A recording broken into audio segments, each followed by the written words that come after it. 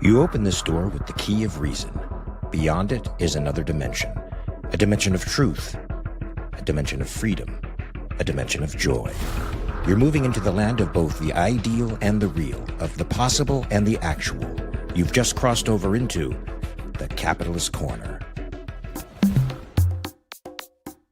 Where reason meets reality, welcome to the Capitalist Corner. Welcome to the Capitalist Corner on this fine Monday afternoon. I'm your host, Michael Liebowitz. I don't know if Mark is joining us. He may have told me that he couldn't be here today, and I just forgot. I don't really know. But if he comes, that'll be great. If he doesn't, I think I can hold down the fort. Nevertheless, what do I got to tell you guys? There's got to be something, right? Yeah, so I've got an episode out right now of the Michael Liebowitz Show where Professor Bernstein and I discuss and break down the movie True Grit with John Wayne. Great movie, great discussion I had with Andy. I think you'll enjoy it. Give it a shot. What else do I got here? I think Saturday, Mark and I will be back doing Self-Made Soul. Also, don't forget to check out the Saturday show with Megan Ribbons. And if you're a member, check out the members-only content, the show that I do on Sundays. So, Pricey Socialism. Yes, Trump said something interesting about Korea. Okay, I'll actually get to that first. Let's talk about what Trump said in relation to Korea because, well, that's something that's easy enough for me to cover on my own. It's not the thrust of the show, and if Mark does arrive, it'll be good. So in a Sunday Truth Social post, President Donald Trump said that he had ordered the Pentagon to scale back annual joint military exercises with South Korea, citing his very good relationship with North Korean dictator Kim Jong-un, and in the same post complaining that Seoul had declined to join the U.S. war effort against Iran. The president said it was too late to cancel the drills, the next of which, the 11-day Ulchi Freedom Shield exercise, started this morning, but that he had instructed Defense Secretary Pete Hegseth to substantially reduce them, adding they were too expensive and sent a signal that is totally inappropriate and hostile toward North Korea. The Pentagon was reportedly taken aback by the announcement. Okay. I don't know. Like, what the hell can you say about this? So, first of all, if you're our ally, but we start a war and you don't want to get involved in that war, then you suck, I guess, evidently. You must come along with our adventures, no matter what they are, no matter how pricey, how ridiculous, or how inept they're going to be done. That's the first thing. Secondly, this idea that he's got this very good relationship with a fucking nut dictator in North Korea is downright silly, right? Utterly ridiculous, but par for the course with Trump. Now, anybody who watches this show knows I'm opposed to foreign aid or, things of that nature. I don't like to give money. I don't like to give weapons. Doesn't mean I'm opposed to having allies. And I'm especially not good with turning our back on our allies because of Trump's insecurities or because Trump feels slighted that they didn't get involved with us in Iran. And I'm really, not for coddling or, cuddling with dictators like Trump seems to be. Now, of course, everybody, all his followers will say, no, he doesn't like dictators. You're taking him out of context or, some dumb defense. But the bottom line is this, again, makes the United States look undependable, again, makes us look like we're okay with dictatorships. What I don't understand is, so it's not about whether a country is a dictatorship. It's not about whether a country brutalizes its own citizens. It's not even about whether a country is a good strategic alliance with the United States.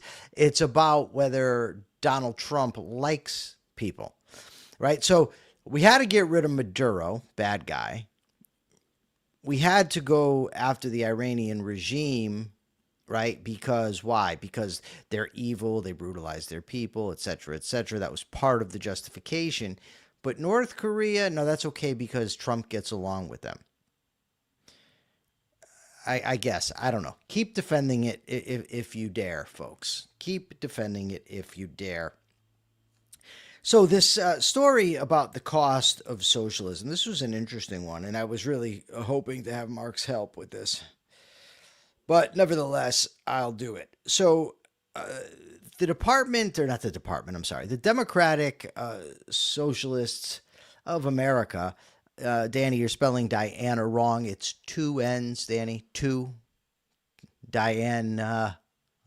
Okay, anyways, it says the DSA's agenda could cost more than $200 trillion, and you'll be picking up the tab. So what the article gets into is how ultimately, when you implement these pricey spending plans that the socialists love, it's the middle class that ultimately pays for it. They want to pretend that it's always going to be the wealthy, but of course it's not. It's going to be the middle class because the rich don't have enough money. So this, I want to find the exact number here because it's going to be, so right now the U.S. government's spending accounts for 38% of GDP. Under the Democratic Socialist plans, this would rise to 90% of GDP. Now, it says here, no major advanced economy spends anything close to 92% of GDP. This level of expenditure would require the mass confiscation of private property, handing an unprecedented amount of power to politicians. And these estimates are, as Adam Michel says, much closer to estimates of state control under Soviet-style communism than today's European welfare states. So I did a little digging, as you know, is my wont. And so Sweden, which everybody loves to discuss, the government spending in Sweden last records at 49.9% of GDP. So in Sweden, they're spending 49.9%. That's the amount that the percentage that government spending accounts for GDP.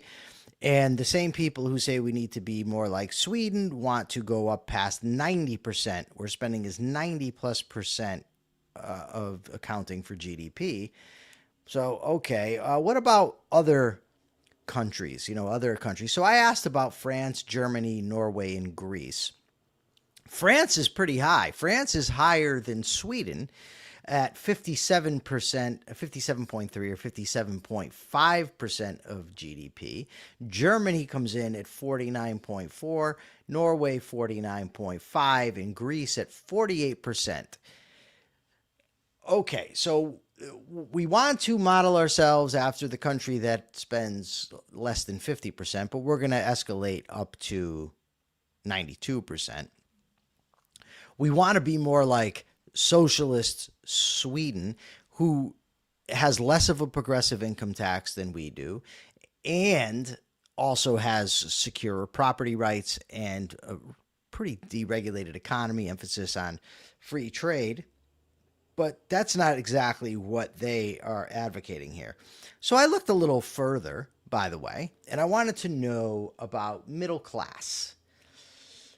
So I wanted to know the percentage of taxes that are accounted for by the middle class. And I asked about Sweden, Norway, Denmark, Finland, France, Greece, and Germany. These are the social democracies, the welfare states, whatever you want to call them. So in Sweden, the middle class pays 60% of taxes. In Norway, the middle class pays 75% of taxes. In Denmark, the middle class, 65%, Finland, 65%, and France, between 55 and 60, and Greece, 55%, Germany, 60 to 65%. And it says the particularly interesting comparison here. It says if your underlying question is, are Nordic welfare states primarily financed by the rich or by broad taxation of the middle class, the evidence strongly favors who? The latter. So we ultimately have a situation where the middle class is raked right over the coals to pay for these things. But our socialists, I'm not going to call them our friends. The socialists say, no, it's going to be the rich. Of course you can't, because the rich are going to run out of money. You're going to run out of rich people. So I called it, pricey socialism. On the thumbnail today, I put the cost of socialism. And it's true. It's very, very, very expensive, these socialists' projects or plans or fever dreams, or whatever you want to call them. But they're more than that, right? The United States of America was founded on the idea of liberty. Life, liberty, the pursuit of happiness, the accumulation of property, the American dream.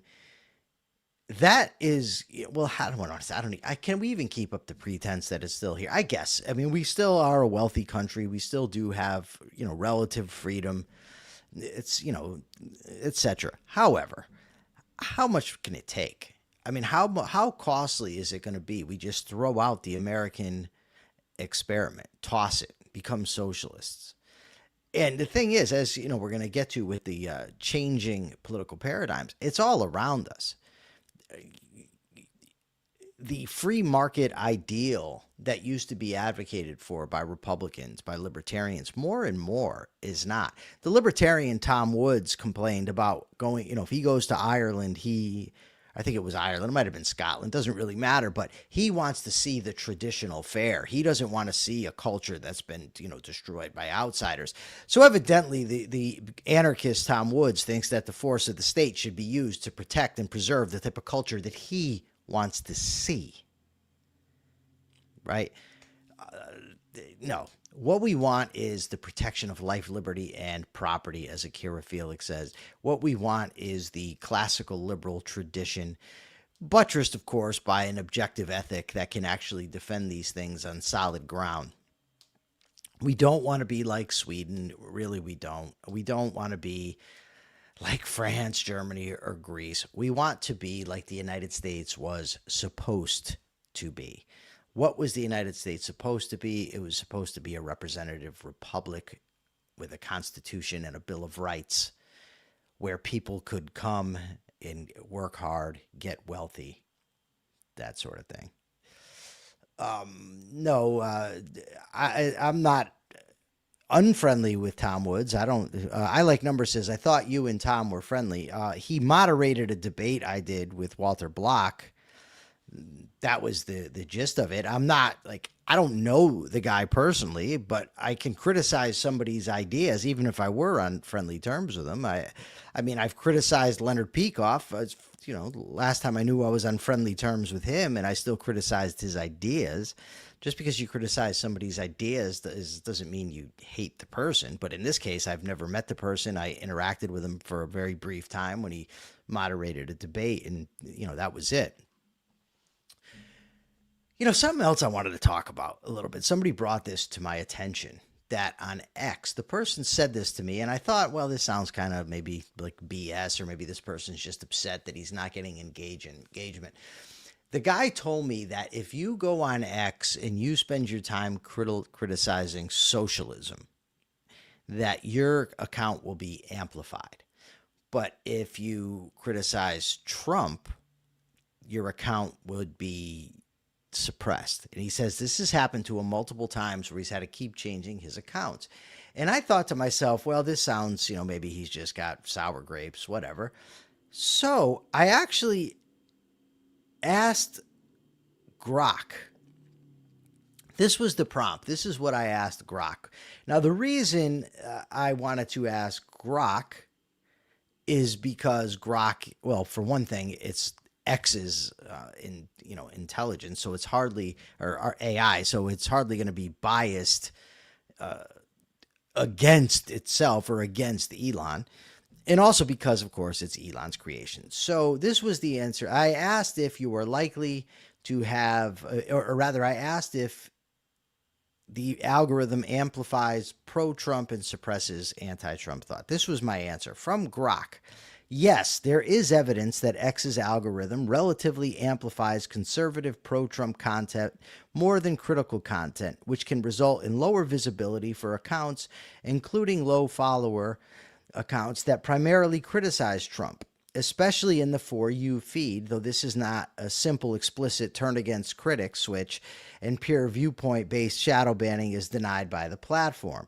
But peer-reviewed and empirical work supports an asymmetry. A 2026 Nature field experiment found that switching users from chronological to algorithmic feeds increased engagement while shifting political opinions in a more conservative direction, higher prioritization of Republican-favored issues, greater view that investigations into Trump were unacceptable, and more negative views of Zelensky, Ukraine. The algorithm promoted conservative content and demoted traditional media posts. It also led users to follow more conservative activist accounts. And then there talks about there were separate, I'm not going to read the whole thing, but there were separate studies that found similar things, right? What do you guys think about that? I'm curious. What do you think? Is that, I mean, ultimately it's a private platform, right? I feel that he should be able to run it any way that he pleases. I mean, if he wants to make it just a pro-conservative outlet, that's his business, right? That's not really, there's nothing that I can say or do about it, but I certainly can notice it and bring attention to it.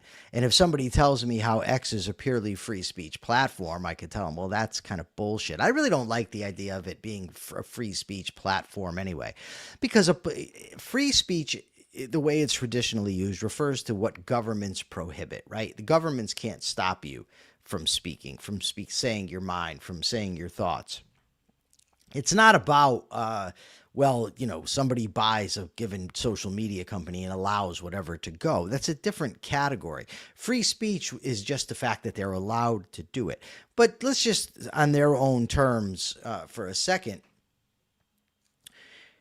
you know, obviously there's something going on if these are the accounts that get amplified and the ones that get minimized, where I could, and I know this, I see, Gunther Eagleman is famous. I know what you have to do to gain a large X platform. It's just nothing that I'm interested in doing.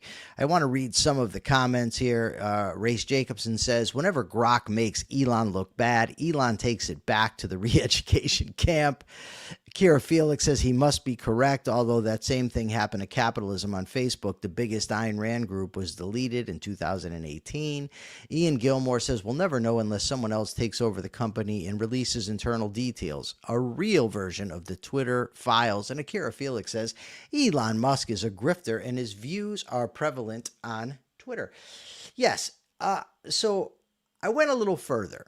And I prompted something else that I was interested in knowing from Grok. So I said, we live in a world that rewards, I posted, we live in a world that rewards sensationalism over truth. And then this is what Grok had to say. Let me just click it here. Let's get it going.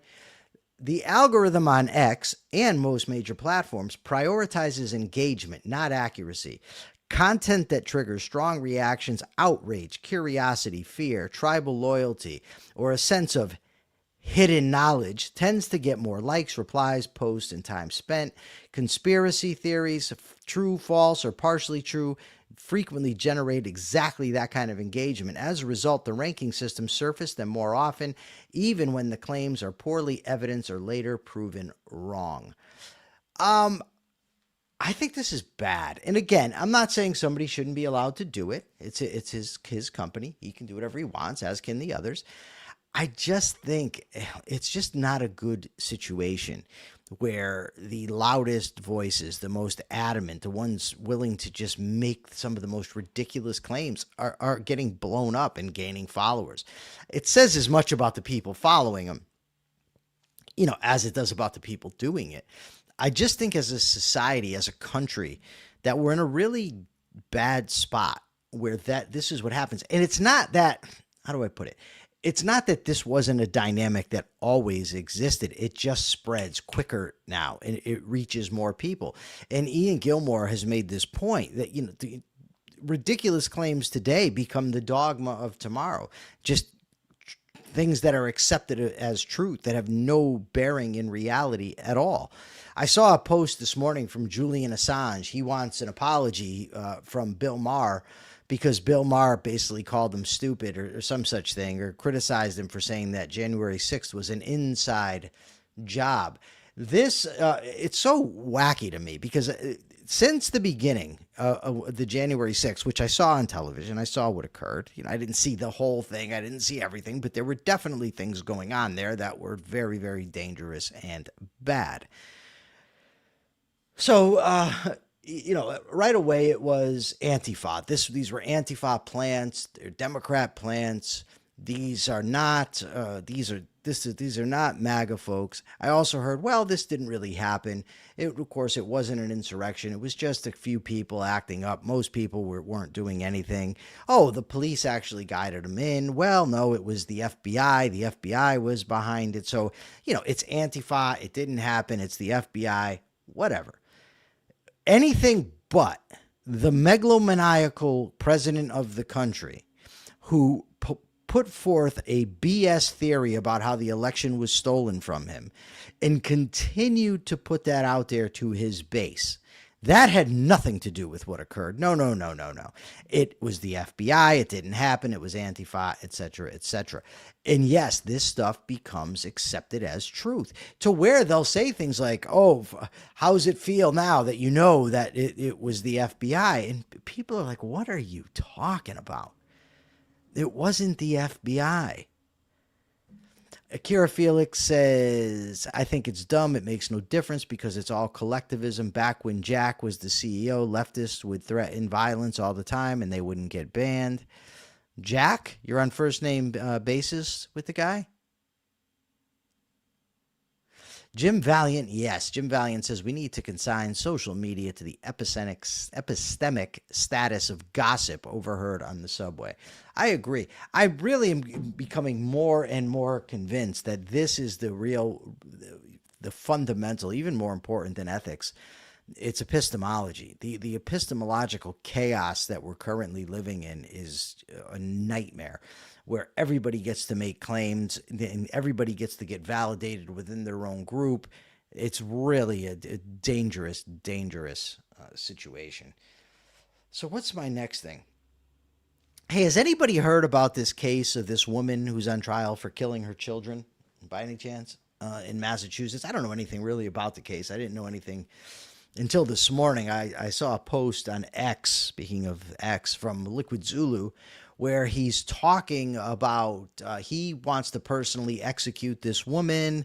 He says that there shouldn't be, juries are bad because stupid people get to sit on juries. And this woman shouldn't have a trial. This is all a big waste of time. And so I said, so guilty, before proven innocent. And here's what happens here. This is what occurs on social media. This is a perfect example. So people come in and say, she admitted to killing the kids. Okay. What they don't understand, or maybe don't care, Zulu ultimately didn't give a shit about it, but murder means a specific thing. So when you say somebody is guilty of murder, you're not just saying the person killed somebody. You're saying that they met the elements of the offense of murder. Those elements differ sometimes from state to state. The elements in Connecticut are different than they are, for instance, where this is in Massachusetts. Right? It also neglects the idea of mitigating circumstances, which is a very old idea. And the fundamental idea of criminal guilt, and Jim Valiant can, tell me if I'm wrong, mens rea, guilty mind. You have to have a guilty mind. If a person, for instance, is incapable of forming intent, or a person has lost control of their own volition, then they're not guilty of murder. Right? They are not guilty of murder. You have to have the guilty mind. You have to have mens rea. But all the people that were in Zulu's comments that wanted to argue me, they didn't seem to understand this. They didn't get it. They didn't, and I boiled it down to this, is that Zulu and a lot of these ANCAPs, what they want is, much like the socialists, they envision a society where their ideas get implemented.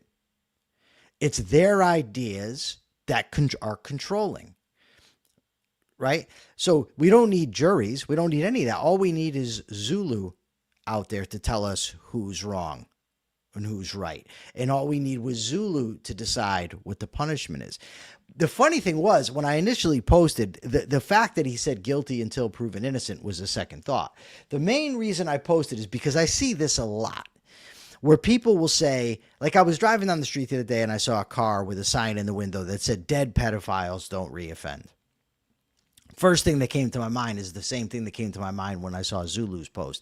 And the same thing comes to mind when I talk to my girlfriend and she says she's for the death penalty. When anybody says they're for the death penalty, could you do it yourself?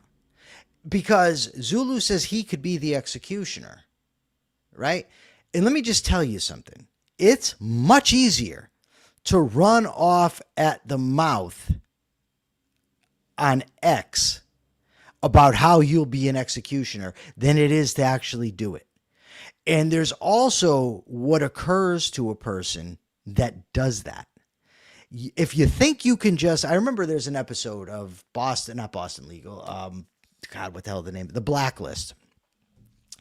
And Elizabeth Keene says to Ray Reddington that her husband isn't like him. He can't just kill somebody and remain the same afterwards.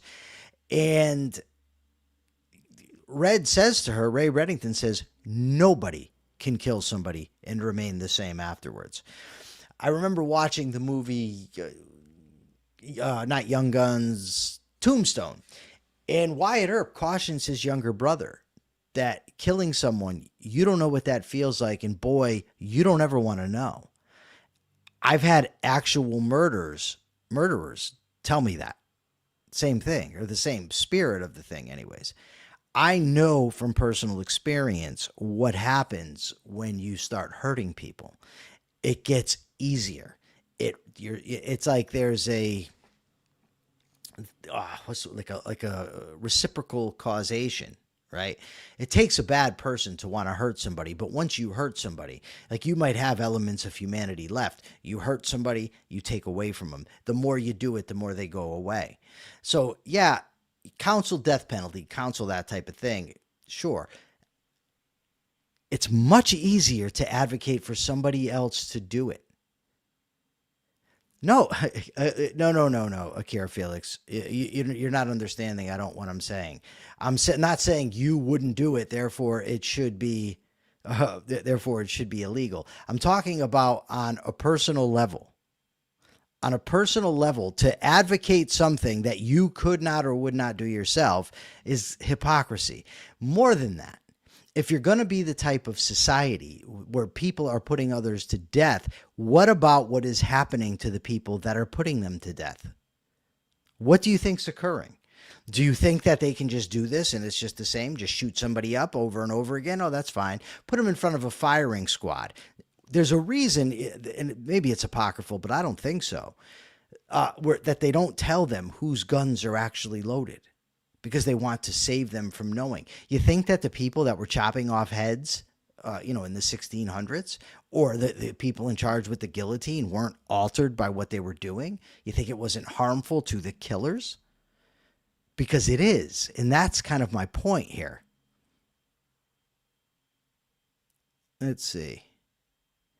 Jim Valiant says, be not too quick to deal out death in judgment. Yes.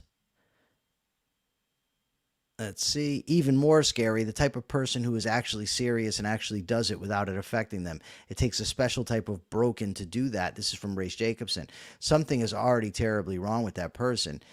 And Christopher Smith says, even the very wise cannot see all ends. Yes. So my point here isn't we shouldn't counsel the death penalty because people wouldn't do it themselves.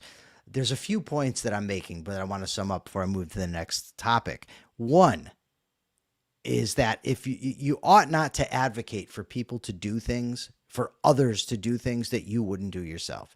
That seems like a pretty simple ethical principle that, this person, you should send the government out to do your stealing for you, but you won't do it yourself, right? That seems simple to me.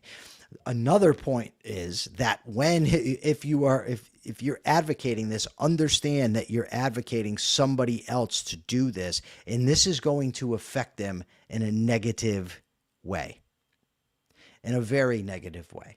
It's not going to leave them neutral. You do that type of thing, you become colder.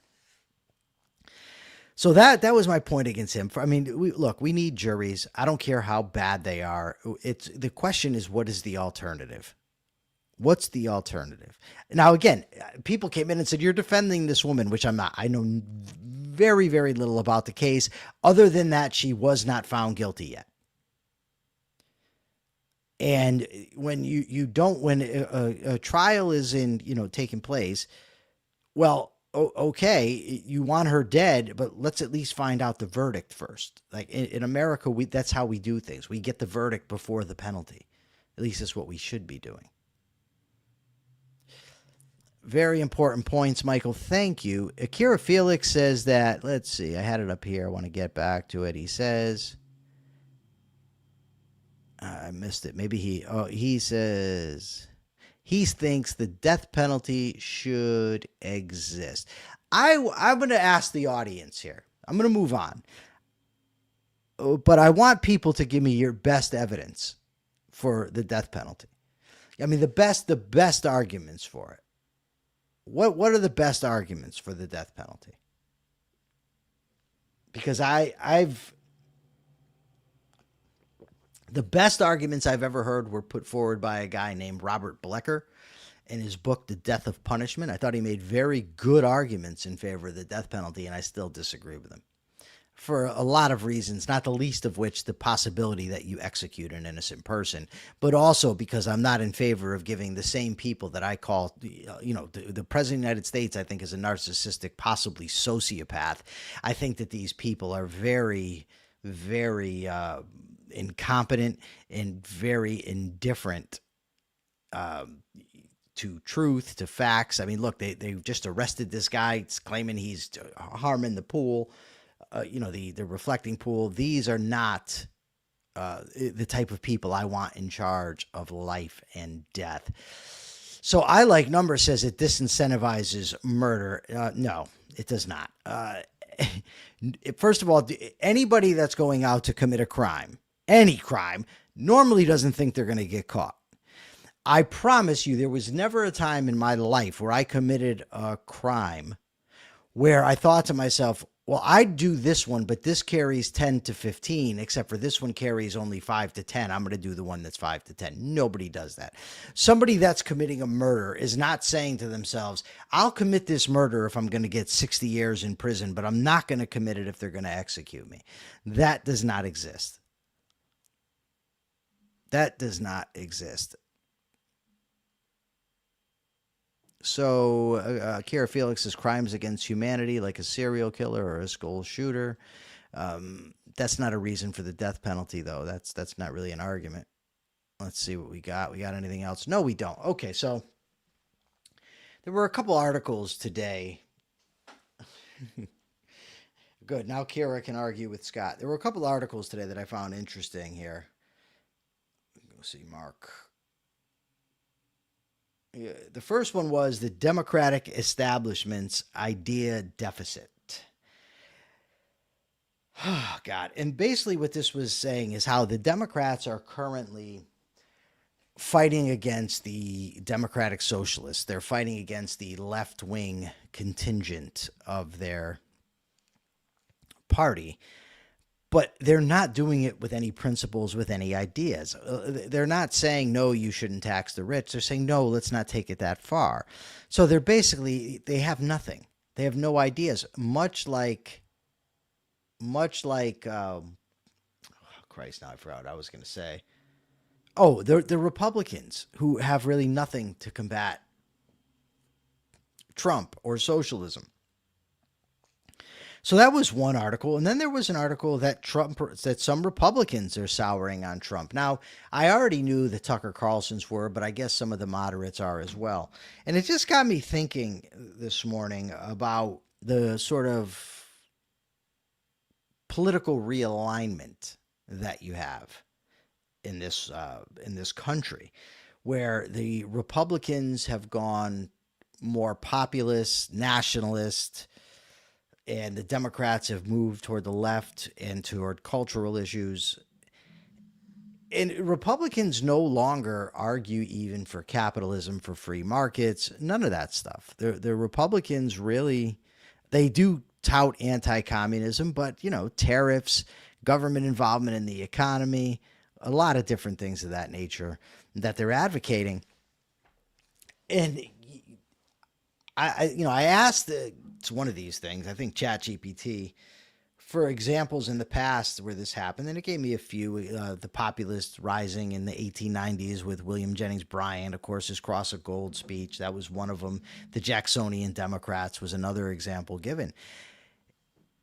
The problem I have that I really dislike that we have these political realignments is, why aren't they realigning towards liberty? Why can't we get a realignment politically where people move towards freedom, towards free markets, toward capitalism, individual rights?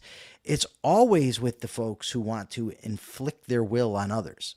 It's the Republicans wanting to stop immigrants from coming into the country, or wanting to fiddle around with free trade or what people put in their bodies. And it's the Democrats wanting to take people's money to spend it on what they think is appropriate.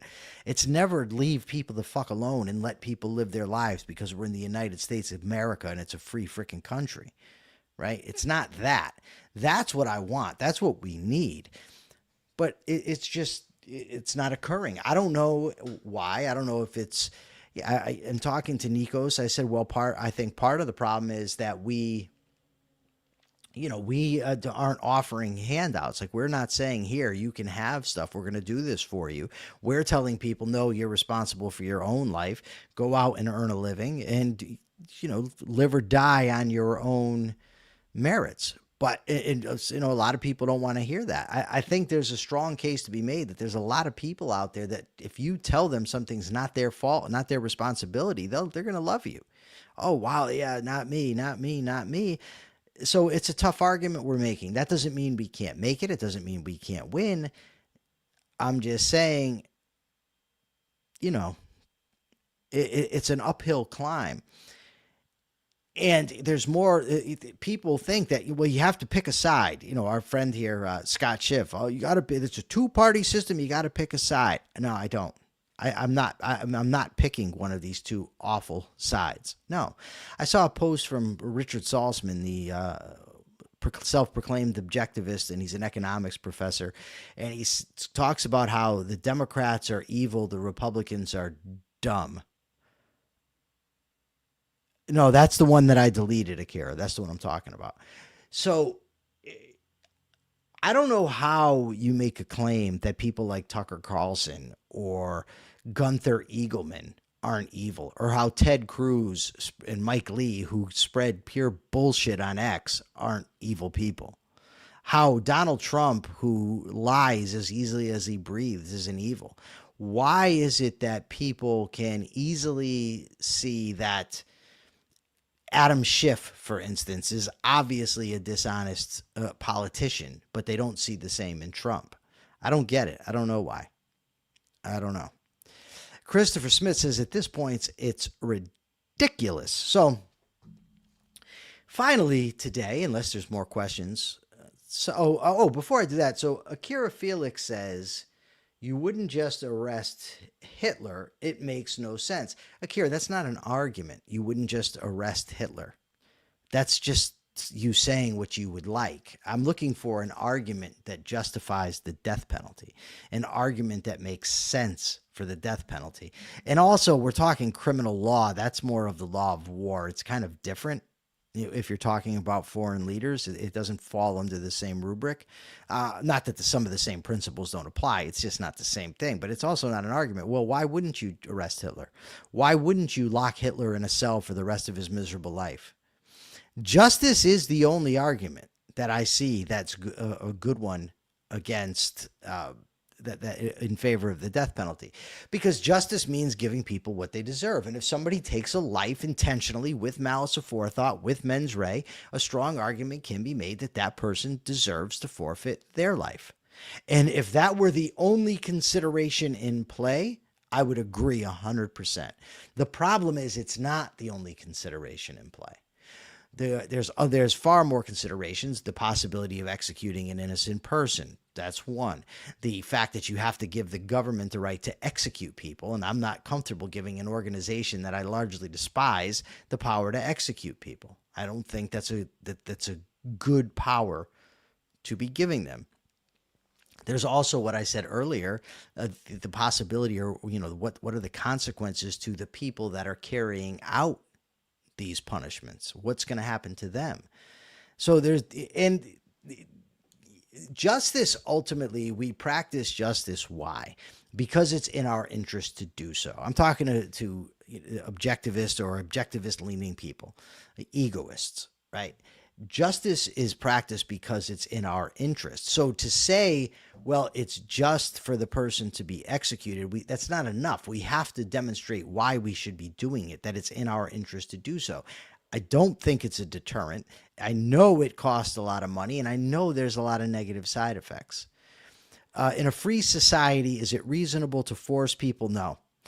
It's not reasonable to force people to pay for the incarceration of the most violent and savage criminals, those whose crimes could justify death. No, it's not okay to use force. I mean, that's what we have now, right? So, I mean, any conversation that we have about policy is going to have to be predicated on the fact that the government does take money. Right? The government is forcibly confiscating money, but we can advocate against that by also talking about what policies could or should be currently. So no, in an ideal society, I don't think that people should be forced to pay for criminals. I think it's inappropriate to pay for criminals to be incarcerated. I mean, I do think it's an appropriate function of government, but I don't think that government should be financed by compulsion.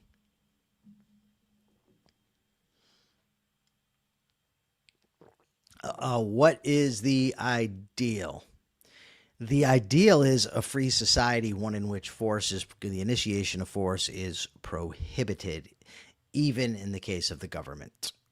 Gary Menard said, yes, the punishment can fit the crime. Ayn Rand, though, points out the possibility of one error invalidating it in practice out of a precautionary defense for the innocent individual. Yes, yeah. I've seen her do that in her question and answer session. I believe it was at the Ford Hall Forum. But I've been opposed to the death penalty long before that. So there was an article today about, and this kind of fits in, I think, with what we were talking earlier about the epistemic. My Diana says, give me the chance. I don't know what you're talking about, hon. Give me the chance. It's so out of context. I have no clue. Give you a chance to do what? If you're going to say, Diana, give you the chance to be the executioner, I've seen you panic if you might kill an animal. So you're not executing humans, hon. I know you're not. Okay. So where's the question? This is the last question I'm answering in relation to this. I do love the questions, but I want to get to the last topic. Dink Smallwood 42 says, if nobody wants to pay for the food for pedophiles, how are we to feed them in prison? I struggled against this argument once.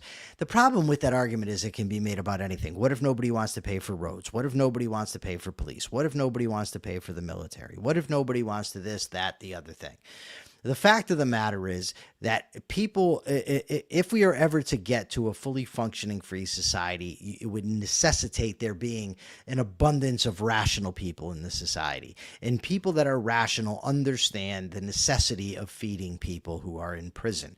But there's other ways that could be financed anyway. They could grow their own food. You could put farms on prisons. So it doesn't just have to be financed by other people. Prison, I believe, is part of the executive branch. Okay, so the article was about immigration. It was specifically about the immigrants that we've been hearing about going into going into Spain, about what's happening in Spain, and it talks about how calling them invaders, and that when you have this constant invader, what it's meant to evoke from people. And he talked about these people that are going into Spain saying, I love Spain. Yay, viva la España, things of that nature, that they love Spain. They want to be there. And similar with the people that come here, they want to be here. They love America. That's why they're coming. And you juxtapose that with what an invasion actually is. It's an invading army coming to do harm, right? So I wanted to get into a little bit here. I sent these to Mark, so I got to go find them. Historically, what has invasion meant? How did people use it, right? Invasion, according to Samuel Johnson, 1773, a hostile entrance upon the rights or possessions of another, hostile encroachment. And the example he gives, at least one of them, is William the Conqueror invaded England. Okay, so it's hostile. Are these immigrants hostile? The ones that are coming here to work? To get jobs? Are they hostile to the United States? I don't think so. According to the 1828 version of Webster's, it's the hostile entrance into the possessions of another, particularly the entrance of a hostile army into a country for the purpose of conquest or plunder. The AI overview, an invasion is an unwanted hostile entry. According to wherever the hell this is from, it's an incursion of an army for conquest, for plunder. The point is that it's a hostile act. So I also wanted to know a list of politicians and pundits who have called immigrants invaders. We have Donald Trump, Governor Greg Abbott, J.D. Vance, Stephen Miller, the Lieutenant Governor of Texas, Dan Patrick, Jody Arrington, the U.S. Representative from Texas, Suella Braverman, the former United Kingdom Home Secretary, Pete Wilson, former governor of California, Steve King, U.S. representative from Iowa, Andrew Ogles, U.S. representative from Tennessee, a bunch of state and local candidates, media pundits, Tucker Carlson, Laura Ingraham, Brian Kilmeade, Pete Hegseth, Rush Limbaugh, and Al Sharpton have all referred to immigrants as invaders. Why?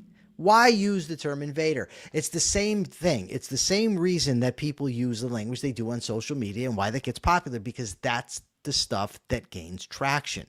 They want to bring in the idea that farmers coming over the border are actually here to attack you, rape you, kill you, destroy your country.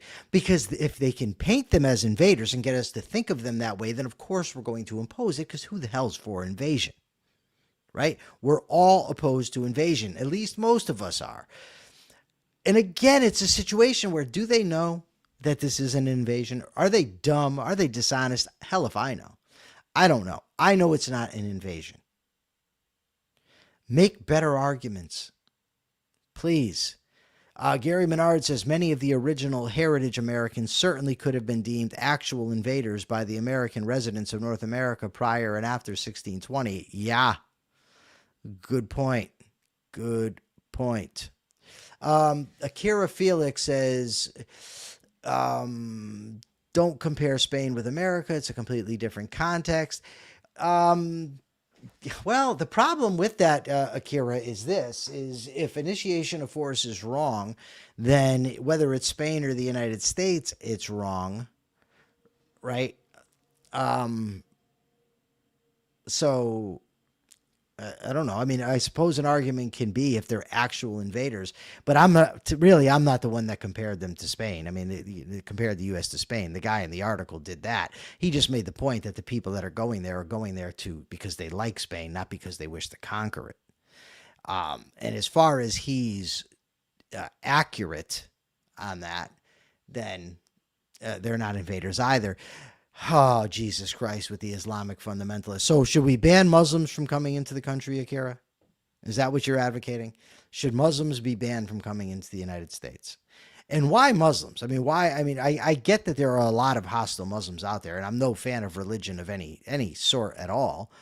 But yeah, a Muslim, there's been Muslim terrorists who want to kill people, and there's been Christian religionists who want to dictate that you say the Pledge of Allegiance and have the 10 Commandments on the wall. And you think that, well, that's harmless. I don't think it's harmless.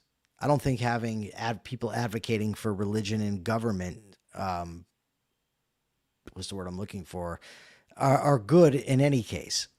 But again, I'm not defending the guys in Spain. It's not a situation I know a lot about. I don't know that they're all Islamic fundamentalists. I know that that's a good scare tactic to use when trying to argue against immigration. I don't know that it's true. I do know that to the degree that somebody's entering the country because they love it and not because they want to attack it, then it is not an invasion. Well, you don't have to. Kira Felix says, I'm not saying they are invaders. I'm saying they are not necessarily peaceful. Well, if you're going to be initiating force to prevent somebody from coming into the country, shouldn't you have to demonstrate that they've done something wrong? I mean, is it just enough? I don't necessarily know that you're peaceful, so therefore I'm going to use the force of the government to preclude you. That seems a little off. Scott said something back here. Scott said back here, doesn't farmer imply they already have their own land? It might. I might have used the wrong word. I don't know. I've heard them referred to over and over again as migrant farmers. I haven't actually looked into the, what it means. I could be wrong. I'll own that. But by and large, the people that cross that border are coming to work, and many of them are coming to work on farms. So I don't know if that makes them farmers or if it just makes them farm workers, whatever. I'm okay with either one. Doesn't really matter to me. All right. So I guess, does anybody have any questions before I wrap up? I've gone 50 minutes here all on my own. That's a long time for me. Doing this by myself is tough. And I went on Danny's boat. Danny, if you're there, I hope you're listening. What a great time I had on the boat the other day. The boat, skipping the water, hopping up and down. What a great time. I think it did damage to my body, though. Similar to when I thought I could go on roller coasters, and afterwards my neck hurt, everything. Like I'm not feeling right in my stomach. My neck hurts, my body hurts. And I'm not happy with it. Not happy in the least with this, with the way my body feels. Would have done it anyway. I don't go again. I'm just saying I don't like the feeling. But the boat was wonderful. There was a woman. I'm curious about what you think about this. So I didn't have my glasses, so I didn't see a damn thing. But we're cruising on the boat, going a little slow, and they look over and they see this woman on the boat over here. And evidently this woman is completely topless. And it's an elderly woman. It's, and I guess the boobs were, quite pendulous. They're, hanging and swinging and whatnot. So I don't know, if you drive by and somebody's got their boobs out and they're like that, people are going to tend to look. So Diana and Danny looked, and the woman's boyfriend or husband or significant whatever over there gives us the finger. Is he justified? Was the finger justified in that way? I'm curious. What do you think? There's no nap for me, Akira. I don't nap. I got a ton of work to do, brother. So what do you guys think about the boobs on the boat? If you've got your boobs hanging out, can you be upset, or should you be upset if people look? I say no. It reminds me of these women.